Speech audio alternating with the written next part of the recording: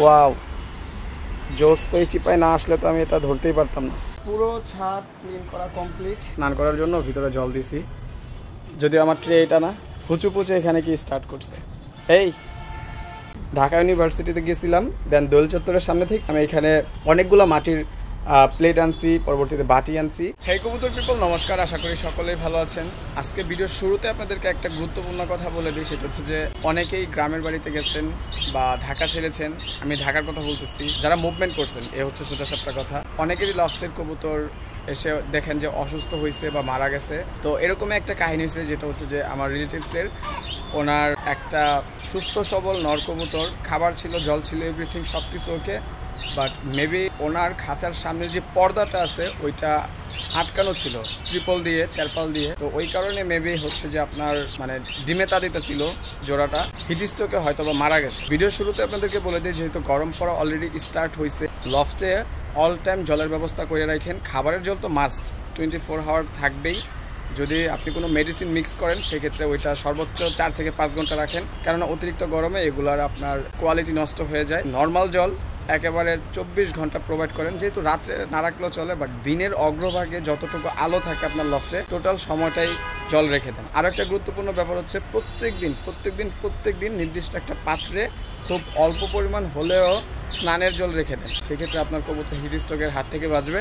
এবং স্নানের জলটা অবশ্যই যেন রোদ পড়ে না, ঠান্ডা এরকম একটা জায়গায় রাখে, তাহলে দেখবেন যে আপনার কবুতর হিট স্ট্রোকের হাত থেকে বেঁচে যাবে। বিশ্বাস করেন আর না করেন, যদি এই প্রবলেমে একবার পড়েন, আপনার কবুতর সুস্থ সবল, বাট দেখবেন যে কন্টিনিউ অনবরত আপনার লফট থেকে একটা দুইটা কবুতর কমতে থাকবে। তো আপনি কল্পনাও করতে পারবেন না, আপনার পছন্দের, ভালো লাগার, ভালোবাসার কবুতরটা ঠাস করে পৃথিবী থেকে নাই হয়ে যাবে, জাস্ট এই সিম্পল দু একটা কাজ না করলে। আর আজকে আমার লফটে প্রচুর পরিমাণে কাজ, কেননা আমি হচ্ছে যে এখানে আজকে লফট ফুলফিল ক্লিন করব।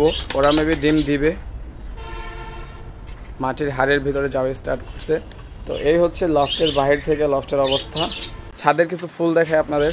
এই হচ্ছে আমার বাগান বিলাস, প্রচণ্ড পরিমাণে ফুল আসে। তো গাছের ওপর আমার প্রচুর পরিমাণে ফ্যাসিনেশন কাজ করে। প্রচুর পরিমাণে রোদ লাগে বাগান বিলাস গাছে, তাহলে প্রচণ্ড পরিমাণে ফুল আসে। আর এই হচ্ছে আমার ধইনা, শীতের সিজনে বোনা হয়েছিল, এখন এগুলো পেকে যাচ্ছে। নয়নতারা, পেঁপে পাকা স্টার্ট হয়েছে।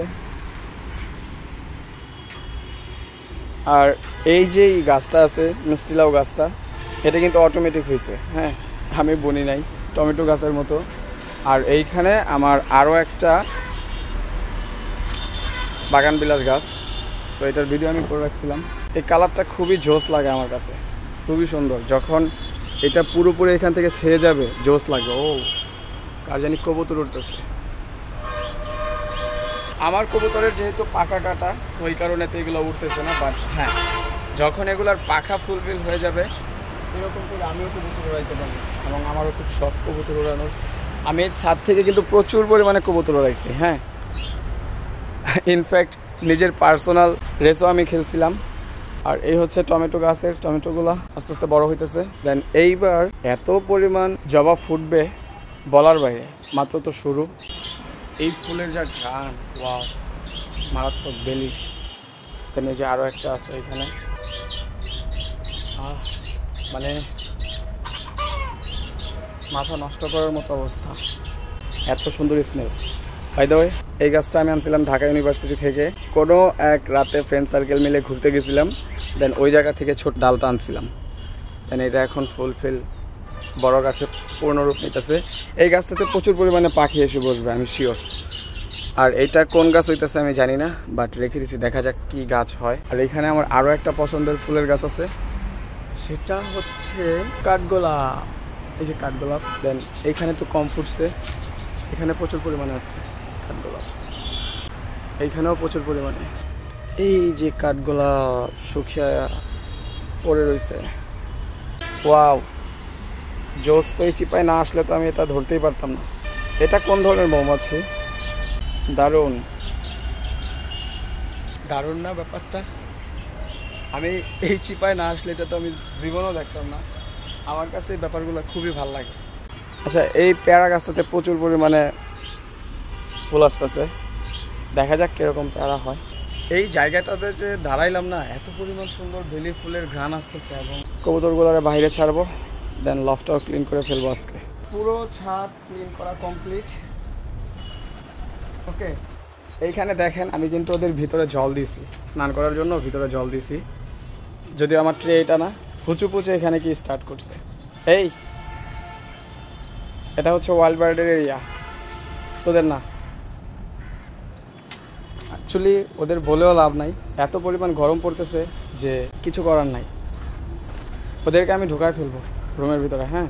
আর আমি যখন ক্লিন করতেছিলাম তখন সবগুলা ময়লা জলের ভিতরে স্নান করে স্টার্ট করছে, এরকম একটা অবস্থা। এ হচ্ছে লফটের অবস্থা ক্লিন করার পরবর্তীতে। আর যেটা আপনাদেরকে বলছিলাম যে অলওয়েজ এরকম একটা পাত্রতে জল দিয়ে রাখেন, যখন কবুতরের মন চায় স্নান করুক। আর খাবারের জল তো অল টাইম থাকবেই। আরেকটা কথা সেটা হচ্ছে যে আমি ওয়াইল্ড বার্ডের জন্য ওইখানে যে খাবার দেই, ওই দেখেন হুচু পুচু আবার স্টার্ট করছে। এগুলোর আমার দ্রুত ভিতরে ঢোকাইতে হবে, ওর জায়গা হইতেছে না, তাও এটার ভিতরে লাফালাফি করতেছে। এই পাত্রটার মধ্যে ওয়াইল্ড যে বার্ডগুলো আছে ওইগুলোরে খাবার দিতাম, বিশেষ করে ঘুঘু এবং কবুতরগুলারে। তো একজন বলছেন যে যে পরিমাণ গরম পড়ে চেঞ্জ করে দিলে বেটার হবে, তো অ্যাকচুয়ালি এইটাই করছি। আর আরেকটা ব্যাপার হচ্ছে কি যে আমি আরও অনেক আগে ঢাকা ইউনিভার্সিটিতে গেছিলাম, দেন দোল চত্বরের সামনে থেকে আমি এখানে অনেকগুলো মাটির প্লেট আনছি, পরবর্তীতে বাটি আনছি, শুধুমাত্র ওয়াইল্ড যে বার্ডগুলো আছে ওইগুলোরে খাবার দেওয়ার জন্য। বাট সময়ের অভাবে এগুলা বের করে খাবার দেওয়া হইতেছে না। বাট যাই হোক, আপনার কমেন্ট এবং পরামর্শের জন্য অসংখ্য ধন্যবাদ ভাই। তো এটারে আমি ভিতরে সেট করে দিছি, এটার মধ্যে অল টাইম জল থাকবে গরম থাকাকালীন সময়ে, কবুতর যখন মন চায় স্নান করবে। আর ওইখানে আমি আস্তে আস্তে মাটির এগুলো দিয়ে দিব, খুব শীঘ্রই দিয়ে দিব। আর এইখানে লফট পুরোপুরি শুকাক, দেন পরবর্তীতে কবুতরগুলোরে সকালের খাবার দিয়ে দিব। পরবর্তীতে দেখা হবে নেক্সট অন্য কোনো ভিডিওতে। সে পর্যন্ত ভালো থাকুন আপনাদের সকলের পেটস। নমস্কার।